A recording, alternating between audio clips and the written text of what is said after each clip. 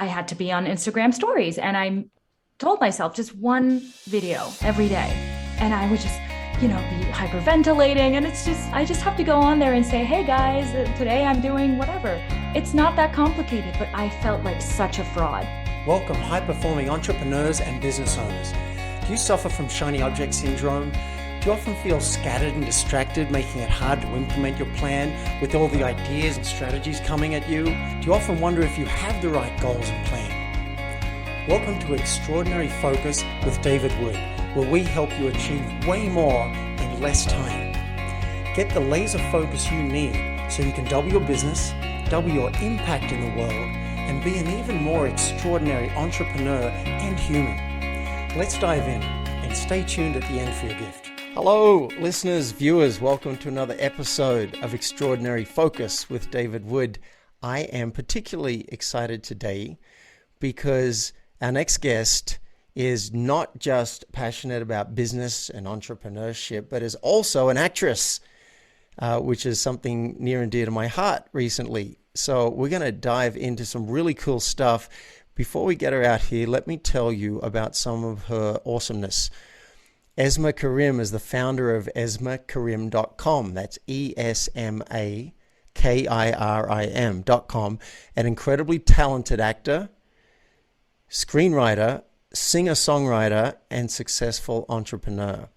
As a Kaizen Muse creativity coach, she challenges and inspires people to go deep in identifying truly who they are, embrace fearlessness, and mindfully create a life and business they love. Let's get her out here.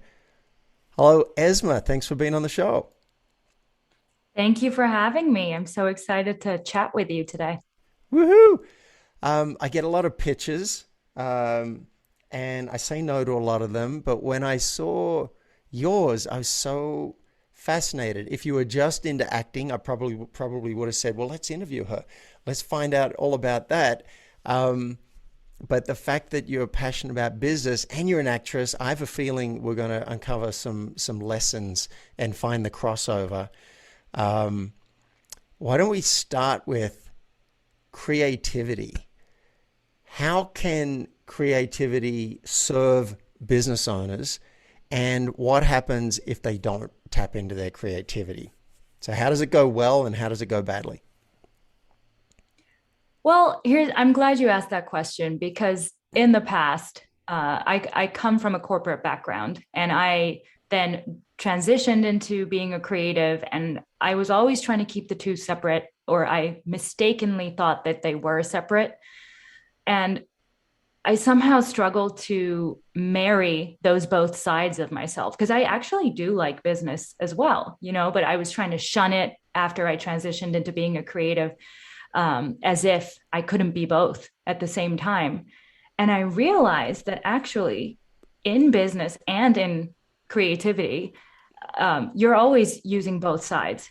If you're an actor, you're essentially marketing yourself. There is a business side to it.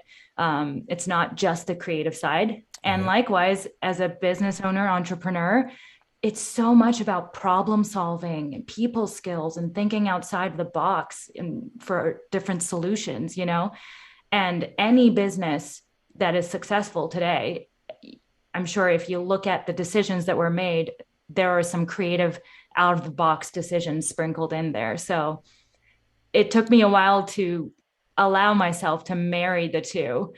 And then I realized that that's the strength. That's my strength. Yeah, okay. So this is starting to spark some ideas in me.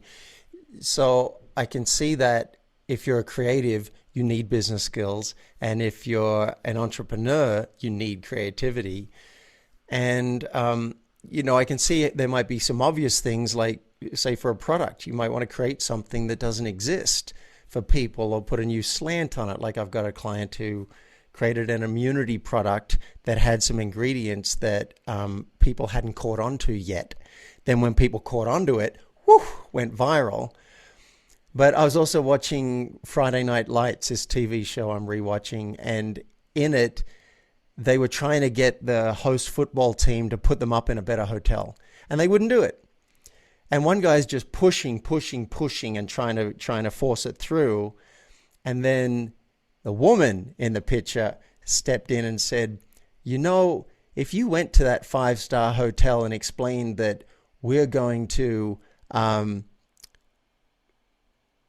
sell out their concession stands and we're going to fill that hotel with all the people who come in to watch the football game, I bet they would give you a better rate. And boom, problem solved, right? So that would be an example, right, where you get creative and look at how we can do it. What about when things get tough? Like, say you've got an employee situation and things aren't working, or you've got a customer who's upset with you. Where does creativity come in then? Well, I mean, obviously, that also involves, people skills and other leadership qualities that any business owner should have. But thinking outside of the box involves creativity in the sense that each business needs to take a look at its own needs, its own team members, its own employee issues. I tend to see in the business world, people look at all these formulas that other companies are employing, and they just try and copy paste.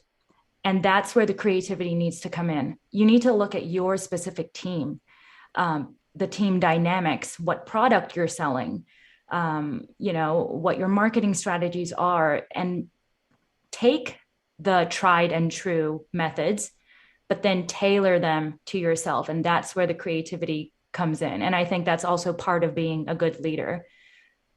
How do we generate or foster creativity in ourselves and in our team or company? Oh, that's a loaded question.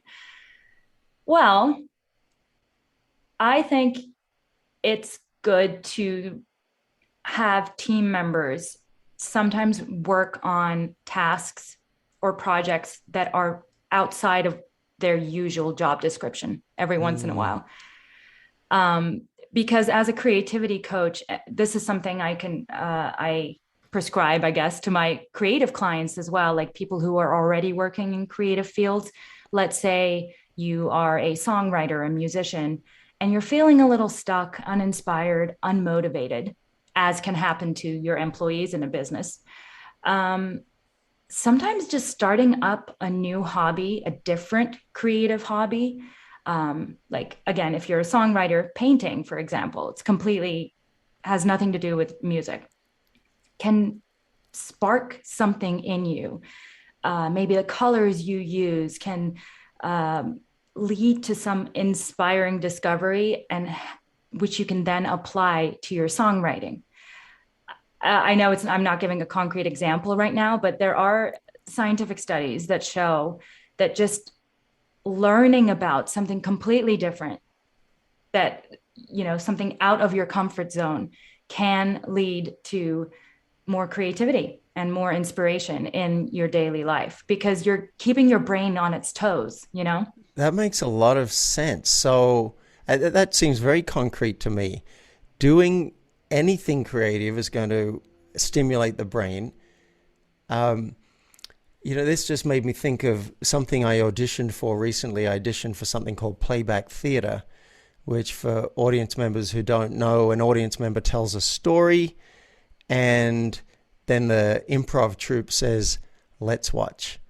And they interpret the story and reenact it, but not literally.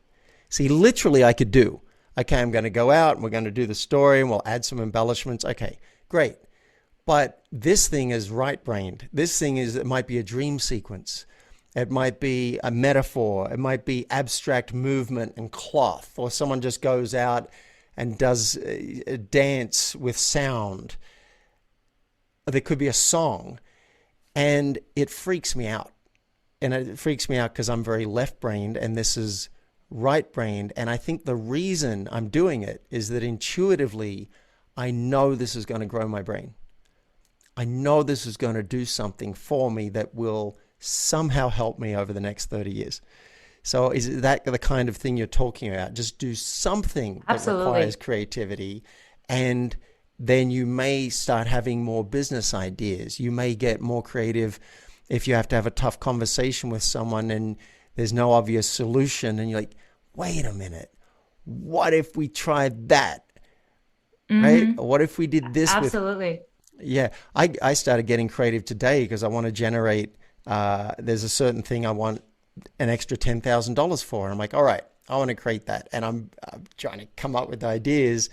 And I came up with two that seemed pretty good. And then I reached out to a couple of friends and I said, this is what I've got. What do you got? What would you do? So I'm actually, I guess, outsourcing my creativity a little bit. It's kind of like Wikinomics. It doesn't have to just be one brain, right? We can rely on other people to spark ideas and see what happens. I absolutely love what you're saying there because also I talk about this with my clients a lot. Just talking things out with another human being actually increases your creativity because Right. it's not the same thing. You can be thinking all day long inside your own mind, and having conversations with yourself, but it may not lead to that same creative synergy as talking out loud with someone. Um, the power of conversation is overlooked, I think, a lot in creativity. Now, I'm not saying share all of your ideas before you're ready to share, or if you're not feeling comfortable with the other person, if you're worried they might steal your ideas, et cetera. That's a whole different thing. But with somebody that you trust, just explaining your creative process, what project you're working on, what thoughts you had in mind about it actually helps you get clarity around the project itself. So it's a win-win. Yeah, I want to double click on a couple of these ideas. Well, I want to double click on one idea and challenge another one. So, this power of conversation, I'm writing a book right now and I have a co-author, and we didn't have a meeting scheduled, and she said, should we have a meeting this week? And I was thinking, no, there's no point. There's really nothing for us to talk about. But then one of us said, why don't we meet anyway? And we'll just see what comes out of it. And that was a new thought for me. It was like, okay, I can't really see that there's any reason, but okay, we'll meet for 30 minutes. During that call, we were talking about the book, and I said, I don't want to invest 2 years in a book that nobody wants. And then, boom, an idea popped into my head.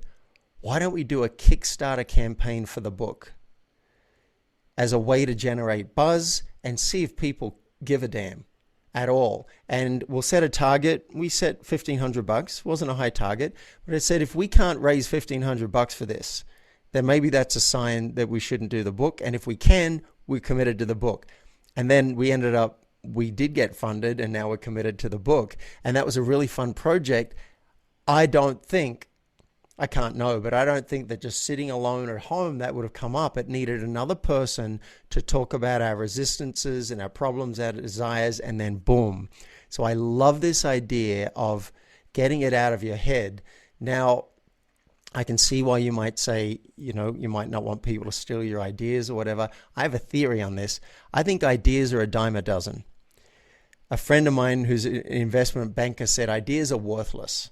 And I think the reason he said that is because there's so many ideas, billions of ideas. It's putting them into practice. It's the execution. And if you go deeper into it, do you have distribution? Whatever. So I stopped hiding maybe like 95% of my ideas a long time ago. I'm a big fan of let's get it out there. If someone's going to steal it, then now you've got a competitor and you're going to have to be better than them. But most people aren't going to have the gumption to go through with it. And one example that just came into my head is this acting thing. 2 months ago, I said, I've been thinking for 10 years I want to get into acting. 2 months ago, I started talking about it. It's up putting it out there. Hey, I want to do this. I want to move to Los Angeles next year and start acting. And that led to someone saying, why don't you come to this audition with me? And I was like, all right. And now I'm the lead in Dracula. And it all came from speaking it. So If you're hugely driven and you've got enough people who are giving you input, okay, maybe you keep it to a fairly tight circle. But keeping stuff in your head, I think it's a very dangerous place to keep your ideas. What do you I think of that? agree. I do agree with that, and I definitely agree with the idea. There are so many ideas. However, there's only one you, and how you execute the idea is what matters, and that's where the creativity shines. If you are a fashion designer and the assignment is design a little black dress, there are millions of little black dresses. You're not the first one to do it, but still you can put a spin on it. And that's what makes your dress unique. Same with acting. If 20 people audition for the exact same scene, it's just one little scene. And I'm sure if you go back and watch all the audition tapes, every single one of them is different because it's what you bring to that audition. Um, and that's what casting directors are looking for. It's that one magical read, that Yeah, one magical take. yeah. And I can see where the creativity is comes in that example, say for acting. I've just said yes to a short film and I've only got 5 lines, right? And these lines aren't anything crazy. I got to say something like, the terms of the will are this, and so I have something from your grandmother. It's basically like that. But the creativity, I think, comes in because it's like, hang on, what can I bring to this? What are the 50 different ways this could be done?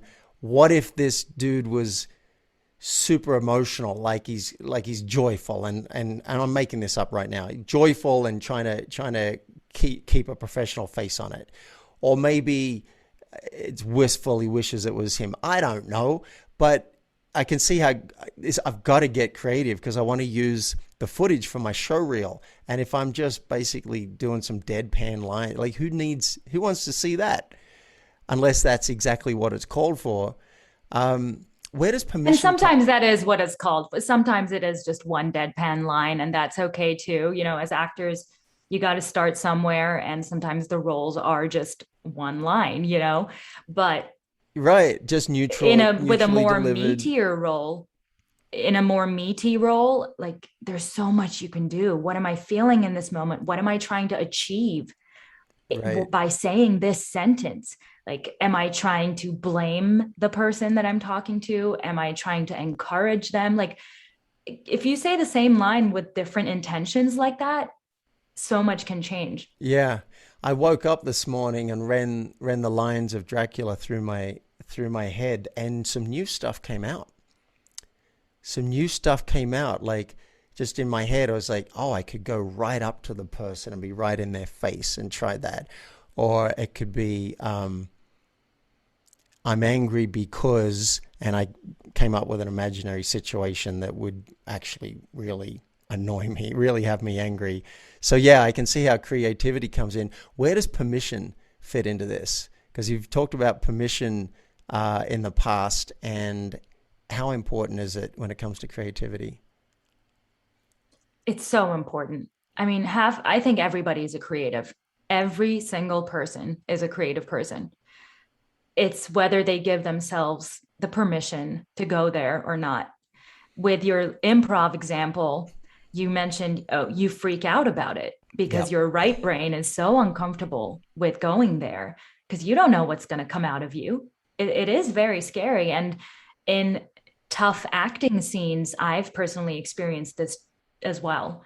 There's a part of me that's just resistant, that's too scared to go into the depths and just see what comes out because I don't know, maybe I'm going to get so emotional that I'm crying and I'm throwing stuff. And it's hard to let go and allow yourself to see where your creativity takes you, essentially.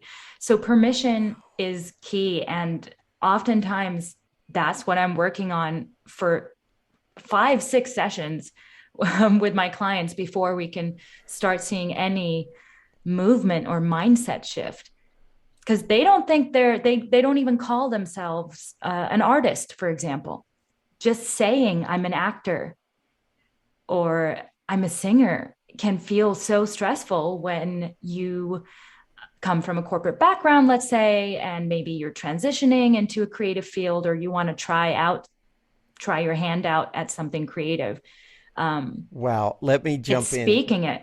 I want Yeah. to unpack some of this. There's three different things I got out of that. Firstly, my mind got blown a little bit because when you said, as an actor, you may not give yourself permission to go there. And I'm sure this isn't conscious, right? This is just, you're just not going there. And because maybe you get into the depths. I was outside today and I was imagining doing the Meissner repetition exercise with somebody where you just keep going back and forward. And I'm often frozen. I'm often quite frozen and I don't want to be frozen. It's annoying. And Yeah. I got You get angry. stuck in your brain. I got angry just imagining the exercise. I started to get angry. And as I kept going and imagining it, beyond the anger was frustration and sadness and tears. So I'm starting to see why maybe I don't want to let myself go and get angry because there could be other things beyond that. So that was wild. I love that you said that. And then you said, and I'll paraphrase, people don't declare. They don't declare that they're creative. They don't declare that they're a songwriter or a painter or an actor. For me, it was 10 years. I probably told two people over 10 years that one day I'd like to do acting for a year or two and full time. Probably told two people. And I'm a life coach. I'm Mr. Self-Expression. I just kept it to myself because oh, what if I don't do it? And blah, blah, blah, blah. And finally, when I did start to speak it, all of this stuff started to happen. Now I'm willing to say, I've never said it on a podcast, but I'm going to say it for the first time. I am a professional working actor right now. There you go. I'm getting paid for this production. So I am a professional working actor. It's edgy to say that, but I'm going to dive in. I love that. And I hope listeners, if I can say that here on this podcast, then what could you start saying? I am this. I am a musician. Maybe you just dabble in the guitar. That makes you a musician. You have a songwriting challenge that you do sometimes for yourself. And I got fascinated by this because for years, Esma, I have wanted to write songs. I want to write one amazing song and leave that for the planet. And I don't do it. I haven't even signed up for a songwriting course. And one day, I think it was last week, I just said, let's just walk out for 5 minutes, grabbed the guitar, walked out, started doing some chords, found a tune that I liked, found a few words, and I was like, is it that easy? That was easy. I It's just that don't easy. do it. So I want to join Yeah. you for your songwriting challenge. If you're willing to have me next time you're on YouTube and doing it, I want to be challenged 20 minutes, right? That's how you do it. 20 minutes. It have to have depends. Yeah, something. I give myself this is from my YouTube channel, Bravely Original with Esma Kirim. It's been stagnant lately because I'm also expecting and I was a little tired, but I am getting back into it. And I would love to have you on for a challenge. Yeah, I give myself a time limit basically. And depending on what that video's topic is, either I'll pull out random words from Google word generation and I have to use those 4 words, let's say, and I have 20 minutes to write a song. Or sometimes I'll have a theme, like it has to be a sad song, or I have to use A minor. I'll just give myself little challenges, and then I'll film myself floundering and trying Wow. to write a song in 20 minutes. And I don't Wow. always finish it, but that's fine. All I right. want to show the full creative process, and that sometimes you have good days, sometimes it flows, and sometimes it's a struggle, and that's okay. Yeah. Well, what I'm getting from this is firstly, before I say what I'm getting from this, I want to go back to that permission thing. One thing I got from what you said was you give yourself permission. So with this playback theater, it could be I gave myself permission to go and audition. All right, that was a big deal. It was pretty scary. I was honestly surprised when they said yes. But I'm also seeing there's micro permissions that are required as well. It's not a one-time thing. I need to give myself permission to go to rehearsal, and then when I'm at rehearsal, I need to give myself permission each time to go on stage, even when I'm not sure what I'm doing, because the director keeps pushing me. She's like, you've got to get on. Then I can give you feedback about what worked and what didn't. Even if you're not sure what's happening, even if you don't have an idea, if no one else is getting on, get on stage. So I've never thought about this before. This permission is a repetitive, consistent, iterative thing. You have to constantly give yourself permission. And then in this songwriting challenge, I think you're going past permission. It's like, all right, permission's great, but you've said, I will challenge myself. It's not permission, it's almost a requirement now. Not just you're allowed to do it, Esma, but you will do this in the next 20 minutes. And that I love that, and I need that. I'm not going to do it otherwise. I think I need an outside influence, or maybe I could do it myself, but I'm so unlikely to do it. And this is where coaching comes in, right? Coach might, I just thought of a great question that I should start asking my clients. What would you like to be challenged in? And at the same time, you don't want to be challenged in. Like there's a part of you that's like, oh no, I don't want to be challenged, but I know it would be good for me if you said, I challenge you to do X. I think that'd be a great coaching question. I absolutely love where you're going with this. Just to add on to the permission thing, you're always giving yourself permission. And I love how you gave yourself permission to just go for writing a song, just trying your hand at it, even without taking a songwriting class or course. That was huge. And sometimes I'll do this with my clients. I say, can you just give yourself permission to, and excuse my language, to do something crappily, just for 5 minutes without any preparation. Like I'm just going to sit down with a paintbrush and I'm giving myself 5 minutes and I'm allowing myself to do a shitty job. I love that. It's so important. Listeners, that's a value bomb right there. And I've forgotten about that. Like I could say, I will write a bad song in 5 minutes. And that's a lot easier for me to step into because that I can do. I cannot fail at that. That you can do. I cannot fail at that unless it's really good. Fail at writing. In which case it might turn out good. Yeah. But if you don't start somewhere, you can always go edit your bad song. Yeah. But if you don't have a song to edit, you don't have a song. So I love the little 5 minute, I'm just going to do a crappy job challenge. Yeah. Look, I take 5 minute breaks. No, I say I'm going to take 5 minute breaks.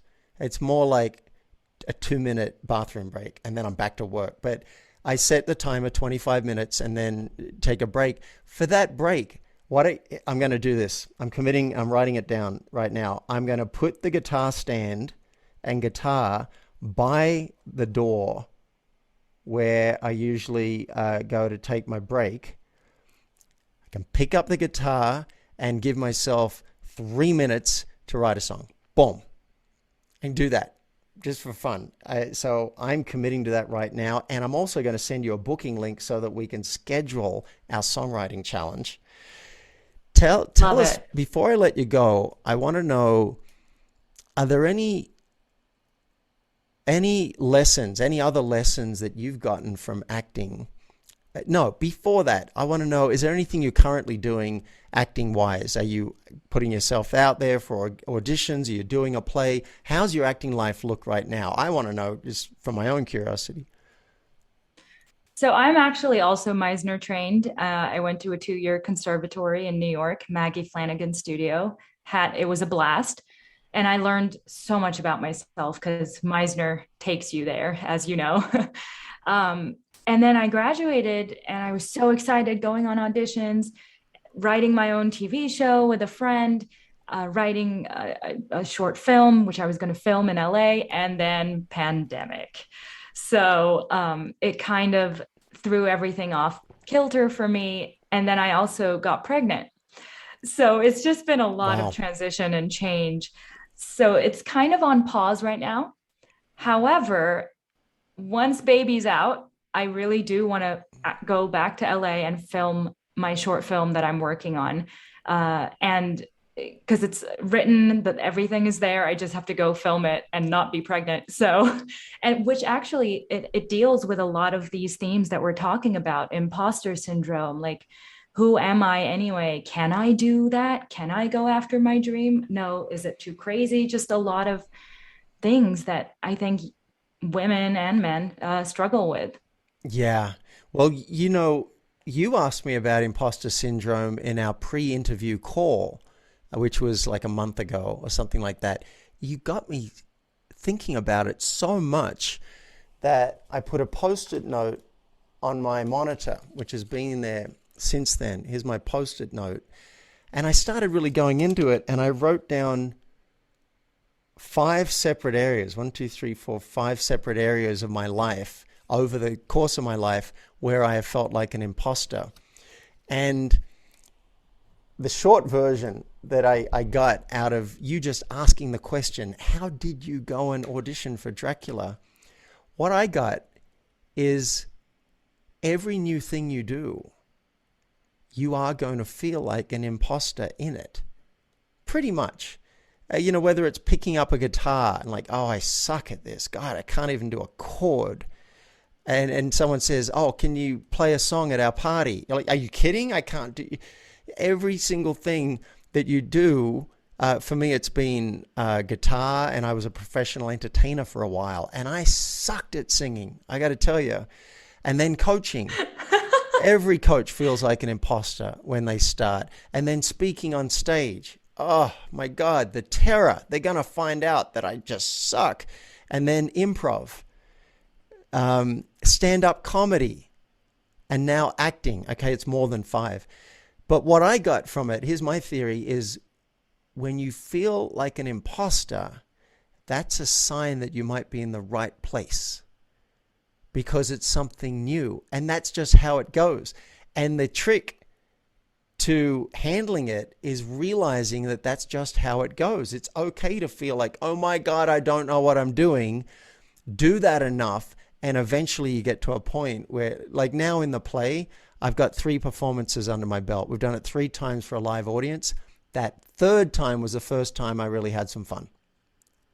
All right? Yeah. After 5 weeks of rehearsal, the audition process, some coaching, and then the first and the second, now I'm having a good time, right? So if I can offer that to listeners, it's okay to feel like you don't know what the hell you're doing. Don't use the measuring stick. You don't want it to be like, if I'm feeling really good doing it, then that's how I know I'm in the right place. No, that just means you're That's why really good at it. this is why my brand is called Bravely Original, because I just want to constantly underline the fact that it's normal to feel fear, and the expectation to not feel fear when you are trying things or being a creative, that's what's wrong. Like, it's weird to expect that from yourself. In fact, it's a bit weird. Like, maybe you're a sociopath if you feel nothing when you're trying something new. So it's okay to feel fear, and you can do it anyway. Like, I will actually say that to myself sometimes when I'm feeling very scared. Yeah. I remember being on the verge of tears before going on Instagram stories, for example. I know this is a silly little example, but for my business, I'm a creativity coach. I had to be on Instagram stories, and I told myself just one video every day, and I would just be hyperventilating. And I just have to go on there and say, hey guys, today I'm doing whatever. It's not that complicated, but I felt like such a fraud. Wow. Like, Even who as an am I actor, to do this? even Yes, an actor, it just felt so weird. wow. And then now I can just go on there and talk for hours. I do IG lives, so it does take practice. And I don't even remember why I was afraid. So I I love love that. that. Yep. So the goal is not, I think for many people, the goal, even though they subconsciously, the goal is to stay comfortable. For many people, that's the goal. And if you get anything out of this interview, listeners, I hope it is that you can have another goal, which is to find your edge and ride it. Don't go too far. Don't go too crazy, but bravely, what did you say? It was bravely... Bravely original. Bravely original. Be bravely original. And if you're feeling scared about something, maybe that's exactly where you should be. That's okay. That's how it's going to go until you build. Dan Sullivan has an amazing model on this. He says, you don't need confidence to start. You need courage to start. You need to be brave. Then you will develop competence, and from that comes confidence. And so I just final thing, if I can add to Please. that, because I am a Kaizen Muse creativity coach, and Kaizen is a Japanese concept which basically just means small incremental steps to improve, to better yourself or the project that you're working on. Yeah. I think Kaizen, so the small steps, is also key to helping with the fear, because we've been talking about this. You don't have to sit down and say, I'm going to write a whole book right now. It's going to be amazing. I'm going to finish the whole chapter. No, you could just tell yourself, I'm going to write 5 sentences. We don't look at the mountain. Just think of taking one step at a time, and that will help immensely with imposter syndrome and fears. Love that. Yeah. Sometimes I ask myself, what's one thing I'd be willing to do in this direction? Just one thing. And that can make it easier. I love it. Esma, this has been awesome. I'm glad to meet you. And I want to know, where can listeners find out more about you? So on my website, esmakirim.com, and also my Instagram, I'm just Esma_Kirim. I'm very active on Instagram and the YouTube channel that we were talking about. So feel free to DM me or email me through my website. Excellent. And I'm going to spell that out for people. Esma Kirim is ESMA. And then if you're going for Instagram, it'll be _ and then KIRIM. Esma, thanks for being on the show. You rock. Thank you. It was such a pleasure. You are an inspiration, and I loved hearing your ideas, and it was a great conversation. Thank you. You've been listening to Extraordinary Focus with David Wood. Now, to achieve way more in less time, to double your business and your impact in the world, and to be an even more extraordinary entrepreneur and human, make sure you get your gift basket. It includes a cheat sheet to double your focus, a short video to implement the steps, and a free focus audit to identify the #1 focus leak in your business and how to plug it. To get all 3 of these goodies, just go to myfocusgift.com. If you've gotten value out of this episode, tell your friends. And nothing says keep up the good work, David, like a review, which helps us climb in the rankings and reach more listeners. Now, let's be extraordinary.